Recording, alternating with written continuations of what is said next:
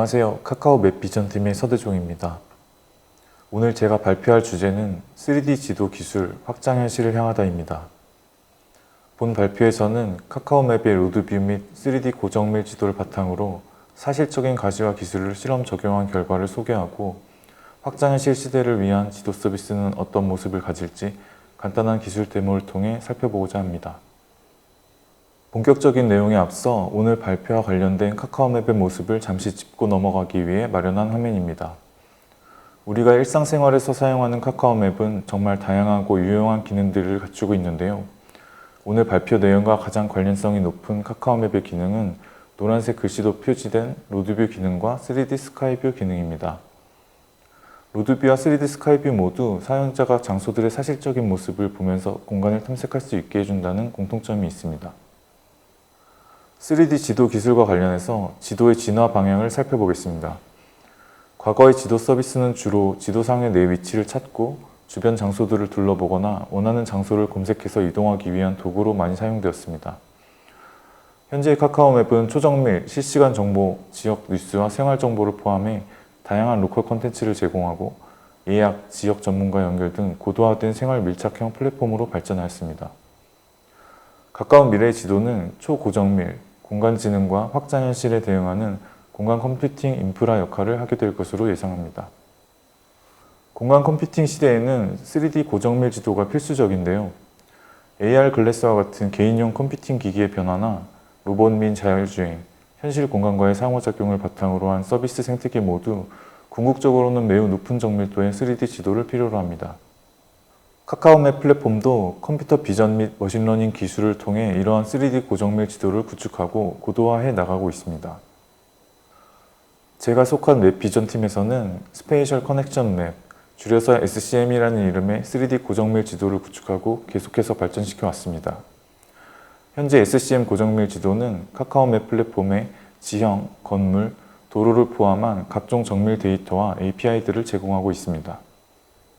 3D 고정밀 지도는 전국 도로망을 촬영한 360도 로드뷰 영상과 전국 단위 항공 영상을 활용해 스트럭처 프롬 모션 방식으로 3차원 재구상하여 기반 데이터를 만들고 이 기반 데이터들을 3차원 좌표계의 기준으로 삼아 다양한 비전 태스크들로부터 생산 가공한 데이터들을 3차원 공간에 통합하여 구축하게 됩니다.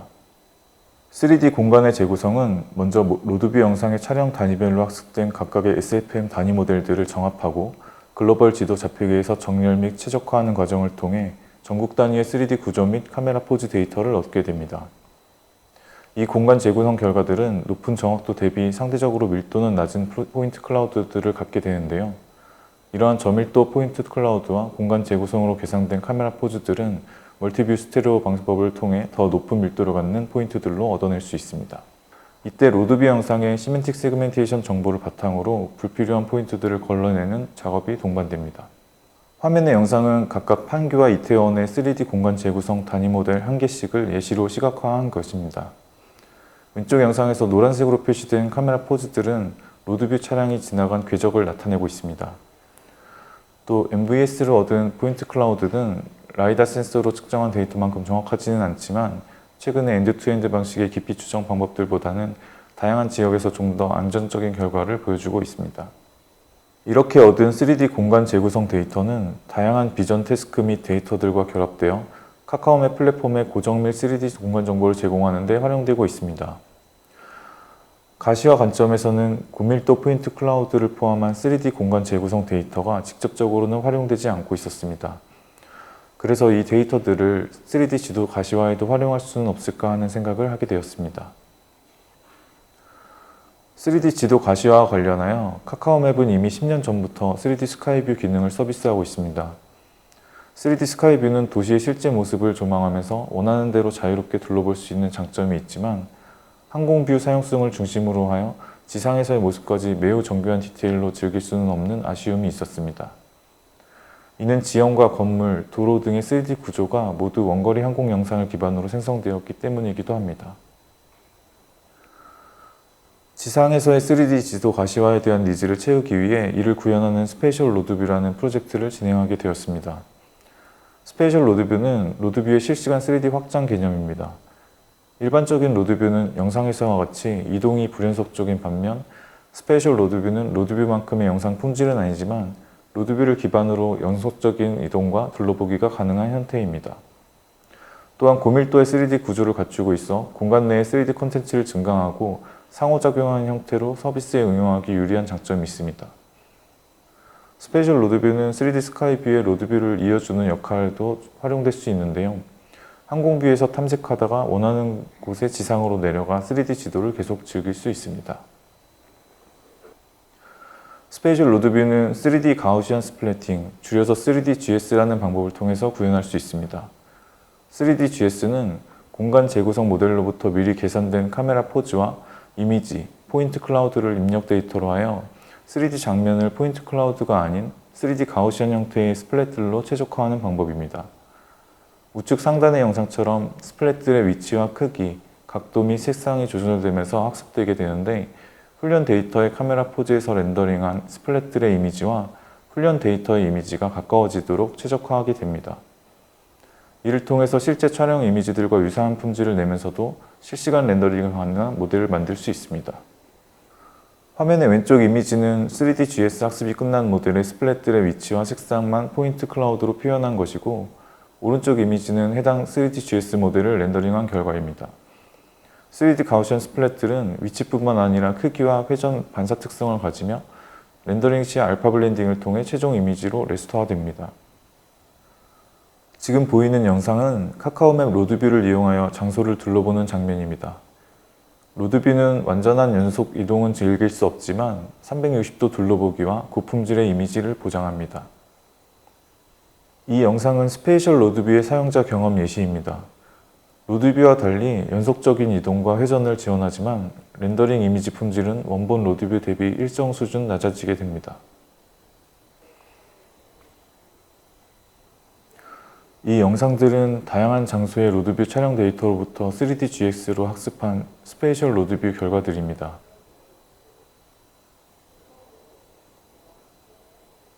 그런데 로드뷰 영상에 기반한 3DGS 학습에는 해결해야 할 많은 문제들이 있습니다. 먼저 로드뷰 차량의 특성상 도로를 직선으로 이동하며 촬영하게 되는데 이때 확보되지 않은 시점들로 인해 3D 구조의 정확성과 자유도 및 일반화 정도가 낮아지게 됩니다. 왼쪽 영상에서와 같이 촬영된 경로를 크게 이탈하는 경우 다양한 지점에서 촬영된 데이터 대비 로드뷰의 훈련 데이터가 덜 강의한 특성을 나타냅니다. 또 움직이는 물체, 반사가 심한 물체나 구조물은 학습 품질 저하와 노이즈를 유발하게 됩니다. 마지막으로 도시 전체와 같이 넓은 범위의 지역을 학습하고자 할 경우 디테일을 확보하면서 범위를 넓히기 위해서는 다양한 방법이 동원되어야 합니다. 화면의 이미지는 3DGS 학습 초기 값으로 넣는 이니셜 포인트 클라우드의 예시입니다. 3DGS의 경우 학습 입력 데이터로 주게 되는 이니셜 포인트 클라우드의 밀도와 정확도가 매우 중요합니다.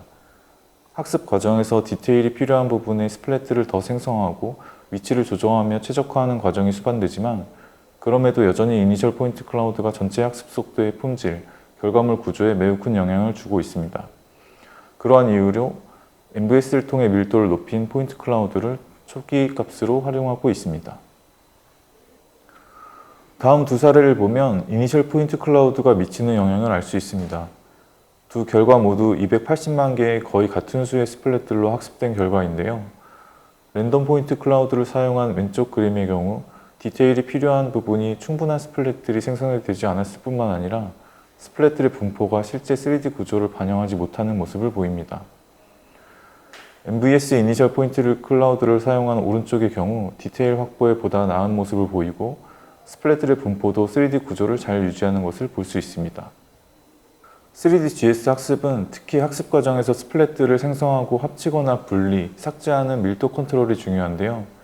왼쪽 그림의 초기 3DGS 학습 방식은 고도의 휴리스틱을 사용하여 다양한 데이터에서 품질을 보장하기 어려운 점이 있었습니다. 원하는 만큼의 스플랫 수를 정할 수가 없었고 정하더라도 균일한 품질이 보장되지 못했습니다. 최근에는 오른쪽 그림과 같이 밀도 컨트롤 문제를 상태 전이와 확률 분포 문제로 표현하는 몬테카를로 마코프 체인과 같은 방법으로 더 빠른 학습과 함께 원활한 품질 컨트롤이 가능해졌습니다. 앞서 설명한 바와 같이 3DGS의 학습은 동일한 수의 이미지를 학습한다고 가정할 때 여러 시점에서의 이미지를 다양하게 확보하는지 여부가 결과물의 품질에 영향을 줍니다. 로드뷰는 전국 도로망의 동일 구간을 촬영한 데이터들이 계속 누적 관리되고 있고, 같은 구간이어도 차량의 위치가 다름으로 인해서 시점을 더 확보할 수가 있는 특성이 있습니다. 왼쪽 그림에서와 같이 비슷한 시기에 촬영된 두 차량 데이터를 병합하면 필요한 시점을 더 확보할 수가 있습니다. 또 최근에 디퓨전 모델을 활용하면 3D GS 학습 모델로부터 새로운 카메라 포즈들을 렌더링하고 증강하여 재학습하는 방법으로도 일부 데이터를 보완 가능합니다. 특히 로드뷰 촬영 데이터의 경우 차량 위에 탑재된 카메라가 지면으로부터 고도가 일정하기 때문에 촬영 데이터의 고저차 다양성이 부족해지게 됩니다. 이때 데이터 증강을 통해서 이를 보완하고 항공뷰 렌더링과 3D 구조 품질을 높일 수 있습니다. 동일 구간의 촬영 데이터가 아니더라도 교차로와 같이 차량의 경로가 교차하는 경우 데이터 병합을 통해 품질을 개선할 수 있습니다. 화면의 두 영상은 각각 사거리와 삼거리를 지나는 구간을 학습한 모델이며 교차 지점에서 만나는 복수의 촬영 데이터를 병합하여 학습한 결과입니다. 촬영 데이터를 한 개만 사용해 학습한 결과물 대비 실제 차량의 이동 경로를 벗어났을 때의 관용도가 더 높고 전반적인 품질이 개선되었습니다. 로드뷰에는 차량 및 사람 등 움직이는 객체가 많이 등장합니다. 시간축을 고려하지 않는 3D GS 학습은 각각의 훈련 이미지에 최적화하기 때문에 촬영 이미지마다 위치와 형태가 달라지는 객체들은 영상에서와 같이 플로터로 나타나게 됩니다. 이러한 플로터 문제를 해결하기 위한 간단한 방법으로는 시메틱 세그멘테이션을 통해 움직일 수 있는 차량이나 사람 클래스들의 마스크를 만들고 이미지 인페인팅을 해볼 수가 있습니다. 그러나 왼쪽 영상에서와 같이 이미지 인페인팅은 지워야 할 마스크 내용을 매번 다르게 채우기 때문에 구조물이 없어졌다 생기는 등 문제가 있습니다. 이 경우 인페인팅을 하더라도 동일하게 플로터 문제를 유발하게 되며 인페인팅 하지 않는 것보다 오히려 더 품질이 낮아질 수도 있습니다. 오른쪽 영상은 이미지 인페인팅 대신 비디오 인페인팅을 통해 사람과 차량을 지운 결과입니다. 이 경우 이미지 간 일관성은 다소 확보되지만 이미지 인페인팅 대비 결과물의 품질이 다소 낮아지게 됩니다. 그보다 더 큰 문제는 결국 이렇게 시메틱 마스크로 모든 객체들을 지울 경우 움직이지 않는, 즉 지우지 말아야 할 객체들도 지우게 되는데 차량이 줄지어 주차되어 있는 구간 등 지울 대상 너머의 시야가 확보되기 어려운 상황에서는 비디오 인페인팅을 하더라도 결과물의 품질이 급격하게 저하됩니다. 따라서 비디오 인페인팅으로 플로터 영상을 없애고자 할 경우 움직이는 물체만 선별하여 인페인팅하는 것이 필요합니다. 우측 영상을 보면 주차된 차량들은 인페인팅 되지 않고 움직이는 차량과 사람만 지워지는 것을 볼 수 있습니다. 이는 모션 세그멘테이션을 통해 왼쪽 그림의 우측 하단에 보시는 모션 마스크들을 생성하고 이 마스크를 바탕으로 비디오 인페인팅한 결과이기 때문입니다. 넓은 지역에 대한 3D GS 학습은 학습 리소스 문제도 있지만 학습된 대형 모델을 실시간 렌더링하기 어려운 문제도 있습니다. 따라서 영상과 같이 긴 구간의 3D 재구성 모델은 구간을 나눠 분할 학습한 후 실시간 렌더링 시에는 각 분할 모델들을 카메라의 위치와 방향에 따라 동적으로 로드하여 병합 렌더링하도록 하였습니다. 다음은 스페이셜 로드뷰 학습 파이프라인 구조입니다. 입력 로드뷰 및 항공 영상 기반 데이터들이 3D 재구성 모듈을 통해 SPM 단위 모델로 학습되면 타일화 과정을 통해 같은 구형 내 모델들을 병합합니다. 이후 뷰 제너레이터에서 360 형태의 이미지 데이터들을 퍼스펙티브 이미지화 한 뒤 데이터 전처리 과정을 거칩니다. 이때 학습 장애물 제거와 효율 개선, 데이터 증강에 필요한 마스크, 노멀, 뎁스와 같은 메타데이터들을 생성하게 됩니다. 데이터 증강 모듈과 MVS를 거쳐 나온 최종 데이터셋은 청크 데이터셋으로 나뉘어져서 분할 학습됩니다. 이후 학습 결과물을 최적화하고 렌더링을 통해 데이터 증강 및 재학습하는 과정을 거치게 됩니다. 3D GS를 활용한 스페이셜 로드뷰는 3차원 구조, 즉 뎁스를 가지고 있기 때문에 3D 콘텐츠를 배치하는 방식으로 확장하는 게 가능합니다. 왼쪽 하단의 그림과 같이 원하는 3D 구조물을 추가할 경우 스플랫들의 위치와 범위에 따라 스페이셜 로드뷰 공간 내 뎁스가 정해지고 가상 3D 메시들과 함께 일반적인 렌더링 파이프라인으로 레스토어하여 합성 가능한 장점이 있습니다. 지금 보이는 영상은 3D 콘텐츠를 증강한 스페이셜 로드뷰 모델의 예시입니다. 2D 이미지와 비디오 생성 기술을 이용해서 간단히 공간을 꾸며보았습니다. 로드뷰 내에 건물 벽이나 넓은 평면 구조물들을 활용하여 생동감을 부여하거나 추후 광고, 소셜, 게임 등에 응용할 수 있을 것으로 생각합니다. 다음은 콘텐츠 증강의 또 다른 데모입니다. 이 데모는 원래 공간의 느낌을 최대한 비슷하게 유지하면서 콘텐츠를 스며들도록 하고자 했습니다.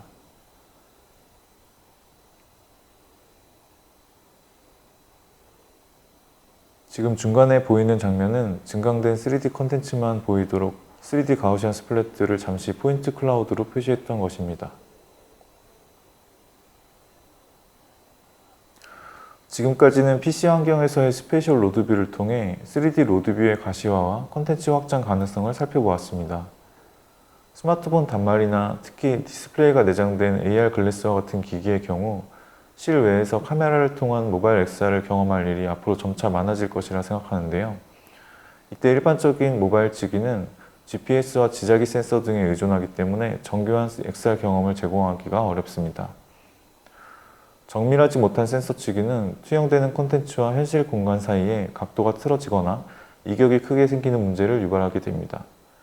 따라서 모바일 XR에 대응하는 웹 플랫폼은 정밀한 치기 기능도 제공할 수 있어야 합니다. 저희는 3D 고정밀 지도를 활용해 이미지 기반 치기 기술을 통해 해당 문제를 대응하고 있습니다. 화면의 치기 진행 과정과 같이 주변 공간을 둘러보는 것만으로 자동으로 영상 기반 치기가 이루어지고 실시간 3D 트래킹과 콘텐츠의 렌더링을 통해 3D 지도, 내비게이션과 같은 고급 XR 경험을 제공할 수 있게 됩니다. 지금까지 3D 지도 가시화 기술 적용과 문제 해결을 위한 실험 사례들, 그리고 확장현실 응용 예제를 소개해 드렸습니다. 현재 저희 팀에서 고도화하고 있는 3D 고정밀 지도와 함께 3D 공간의 가시화 기술도 지속 발전시켜 나간다면 다음 확장현실 시대에 대응할 수 있는 웹 플랫폼을 구축해 나갈 수 있을 것으로 기대합니다. 이번 발표에서 진행한 스페이셜 로드뷰 프로젝트의 향후 과제는 다음과 같습니다. 지금까지 3DGS 기술이 매우 빠르게 발전해왔고 지금도 폭발적으로 연구되고 있지만 서비스 수준의 품질을 만족시키기 위해서는 각 요소별로 극복해야 할 과제들이 많이 남아 있습니다. 먼저 학습 품질의 경우 데이터가 부족한 한계를 극복하기 위한 방법으로 비디오 디퓨전과 같은 생성형 모델을 활용한 데이터 증강 방법들이 빠르게 발전하고 있습니다. 또 반사가 심한 재질의 객체들은 별도로 레이트레이싱 방식을 동원해 학습하거나 3D 메쉬를 추출하기 좋게 학습하는 것이 필요합니다. 두 번째로 품질을 유지하면서 데이터 크기를 줄이고 렌더링 속도를 높이는 최적화가 무엇보다 중요한데요. 데이터 압축은 종종 학습 과정에 관여할 뿐만 아니라 대규모 모델의 분할 학습과 병합, 실시간 렌더링 등 파이프라인 전반에 연관되어 있어서 신중한 설계가 필요합니다. 현재 많은 압축 및 스트리밍 기법들이 발전하고 있기 때문에 데이터 규모 대비 품질은 점진적으로 향상될 것으로 기대합니다. 마지막으로 대규모 학습에서의 계층화 훈련 방법을 고도화하고 스플랫 모델의 LOD 처리와 동접 샘플링, 실시간 병합 렌더링 등은 사용자가 넓은 범위를 탐색하더라도 끊김없는 서비스를 제공하기 위해 반드시 해결해야 하는 문제입니다. 마지막으로 대규모 학습에서의 계층화 훈련 방법을 고도화하고 스플랫 모델의 레벨 오브 디테일 처리와 동적 샘플링, 실시간 병합 렌더링 등은 사용자가 넓은 범위를 탐색하더라도 끊김없는 서비스를 제공하기 위해 반드시 해결해야 하는 부분입니다. 이상으로 발표를 마치겠습니다. 시청해주셔서 감사합니다.